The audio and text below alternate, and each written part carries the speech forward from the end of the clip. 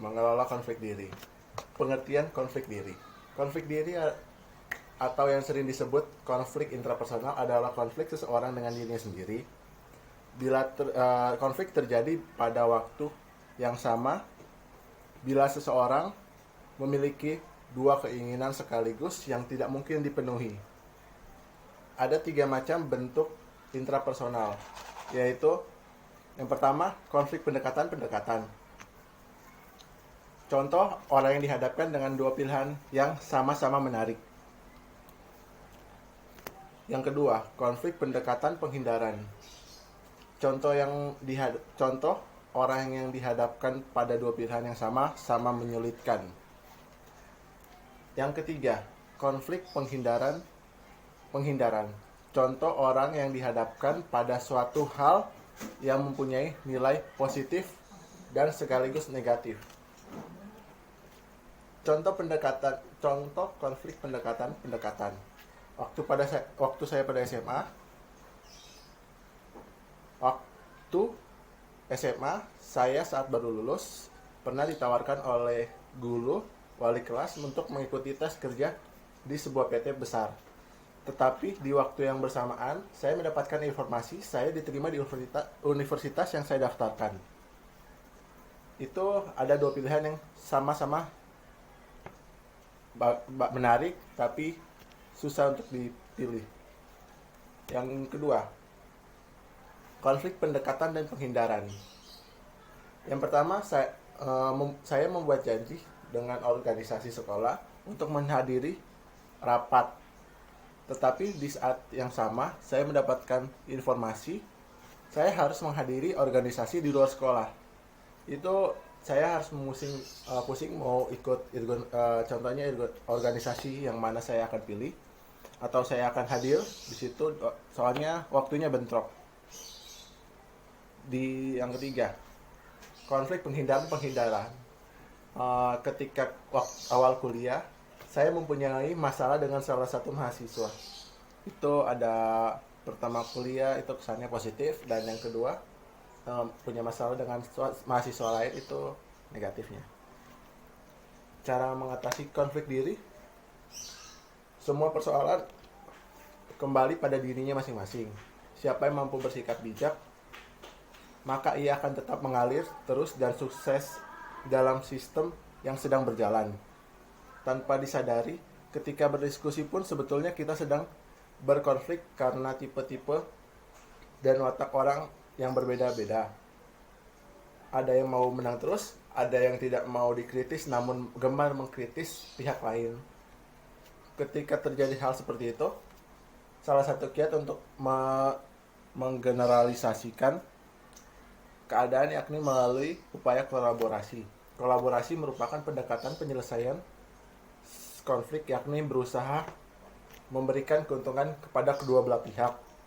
Konflik bentuk ini dapat diubah menjadi situasi pemecahan bersama dengan berkolaborasi, maka tidak ada pihak yang merasa menang dan kalah. Sehingga demikian masing-masing pihak dapat menerima. Dan ada juga dampak negatif dan positifnya konflik intrapersonal. Yang pertama, peka pada kritik. Orang yang tersebut sangat tidak tahan terhadap kritik yang diterimanya dan mudah marah atau naik pitam. Koreksi atau kritikan dipersepsikan sebagai usaha yang menjatuhkan harga diri. Yang kedua, responsif terhadap pujian. Tidak dapat menyembunyikan antusiasmenya pada saat waktu menerima pujian, walaupun mungkin berpura-pura untuk menghindari pujian dan senang terhadap pujian yang diterima. Yang ketiga, hyperkritis. Selalu mengeluh, mencela atau meremehkan siapapun dan apapun. Mereka tidak pandai dan tidak sanggup mengungkapkan penghargaan dan pengakuan pada kelebihan orang lain. Yang keempat, merasa tidak disenangi orang lain. Merasa tidak diperhatikan, karena itulah ia bereaksi pada orang lain sebagai musuh, sehingga tidak dapat menghadirkan kehangatan dan keakraban, persahabatan. Ia tidak mempersilahkan dirinya, tetapi menganggap dirinya sebagai korban keadaan. Sistem sosial yang tidak beres. 5. Pesimis terhadap kompetensi. Pesimis terhadap kompetisi. Terungkap dan keengganannya ia bersaing dengan orang lain dapat membuat prestasi yang ia akan menganggap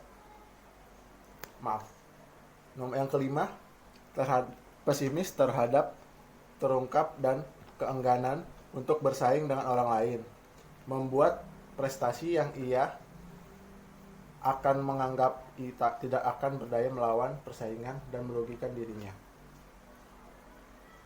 Terus konsep positif yang pertama, dia merasa setara atau sama dengan orang lain. Sebagai manusia tidak tinggi, tidak rendah, walaupun terdapat banyak perbedaan dalam kemampuannya tertentu. Latar belakang keluarga,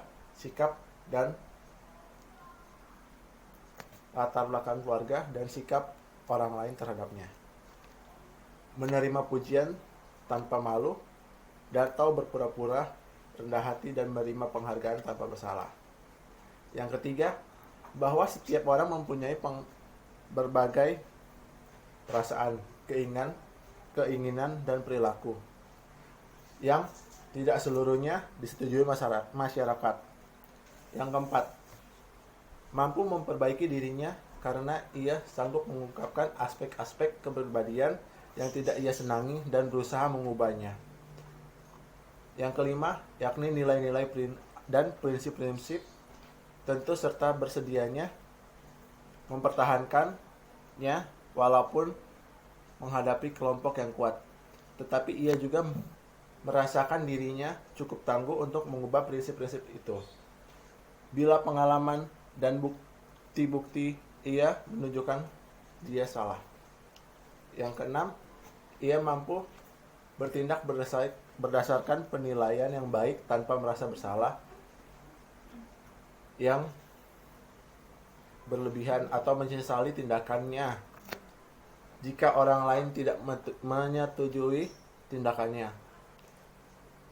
Dan yang terakhir, yang ketujuh, menghabiskan waktu yang tidak perlu untuk mencemaskan apa yang terjadi besok, apa yang terjadi waktu lalu, dan apa yang terjadi pada waktu sekarang. Sekian dari saya, terima kasih.